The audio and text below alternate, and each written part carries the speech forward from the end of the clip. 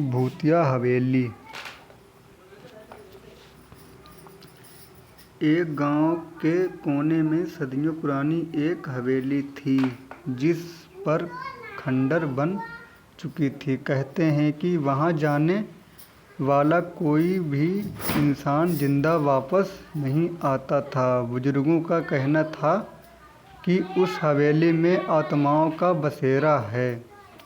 मगर ये बातें सुनकर भी शहर से आए 4 दोस्त राहुल, अर्जुन, समीर और विक्रम उस जगह को देखने का फैसला कर चुके थे। रात का सफ़र। चांदनी रात थी लेकिन हवेली के पास पहुंचते ही अजीब सा सन्नाटा छा गया। पेड़ों की शाखाएं हवा में झूल रही थीं और ऐसा लग रहा था जैसे कोई फुसफुसाकर उन्हें बुला रहा हो। जर्जर लकड़ी के गेट को धकेलते ही वह एक भयानक आवाज़ के साथ खुला। अंदर अंधेरा था लेकिन मोबाइल की टॉर्च जलाकर चारों ने अंदर कदम रखा। रहस्यमय संकेत। दीवारों पर जगह जगह खून के धब्बे थे। कुछ पुराने धूल भरे शीशों में परछाइयाँ झलक रही थीं जबकि वहाँ कोई नहीं था। जैसे ही उन्होंने आगे कदम बढ़ाया, हवा में किसी के रोने की आवाज़ गूंज उठी। अर्जुन ने डरते हुए कहा, शायद हमें वापस चलना चाहिए। लेकिन विक्रम हंसते हुए बोला, अरे यह सब दिमागी भ्रम है, भूत वूत कुछ नहीं होता। इतना कहकर उसने जैसे ही एक पुरानी अलमारी खोली, वहाँ से एक पुरानी किताब गिरी। किताब के पन्नों पर लिखा था, जो भी यहाँ आएगा मौत को गले लगाएगा। भूतों की दस्तक। अचानक हवेली में तेज हवा चलने लगी। टॉर्च की रोशनी झपकने लगी। समीर ने जैसे ही पीछे देखा, उसे एक सफ़ेद साड़ी पहने स्त्री दिखाई दी। उसका चेहरा काला पड़ा था, आँखें सुर्ख लाल और होठों से खून टपक रहा था। राहुल ने चीख कर कहा, भागो! लेकिन उनके पैरों में जैसे किसी ने जंजीर बांध दी थी।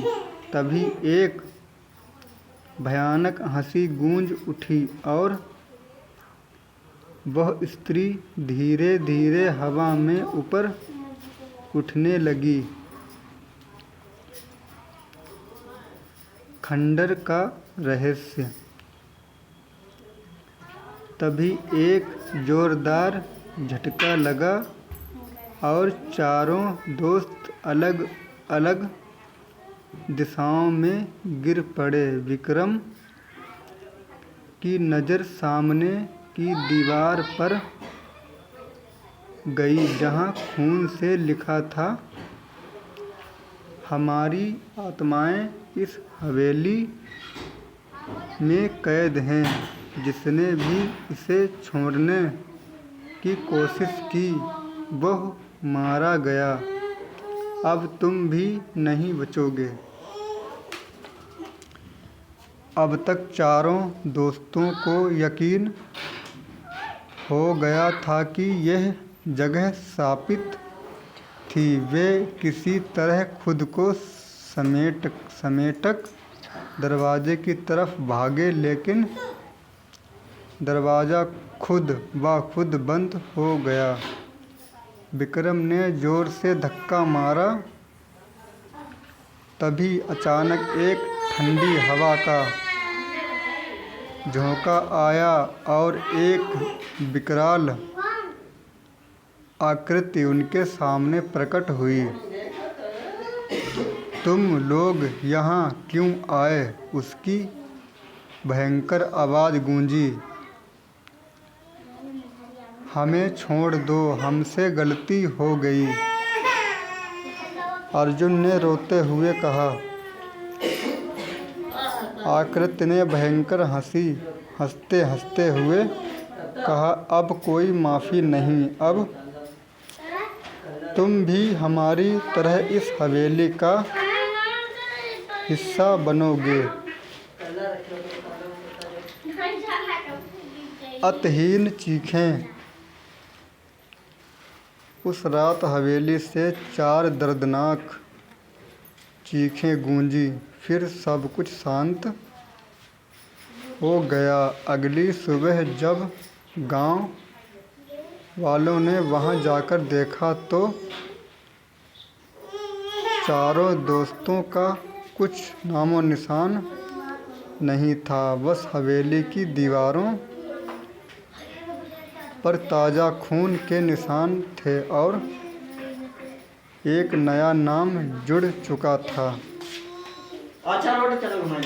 राहुल, अर्जुन, समीर, विक्रम। आज भी कोई अगर उस खंडर हवेली के पास से गुजरता है तो उसे अंदर से आती चीखें सुनाई देती हैं, लेकिन कोई भी हिम्मत नहीं करता उस जगह जाने की, क्योंकि जो एक बार वहां जाता है फिर कभी वापस नहीं आता।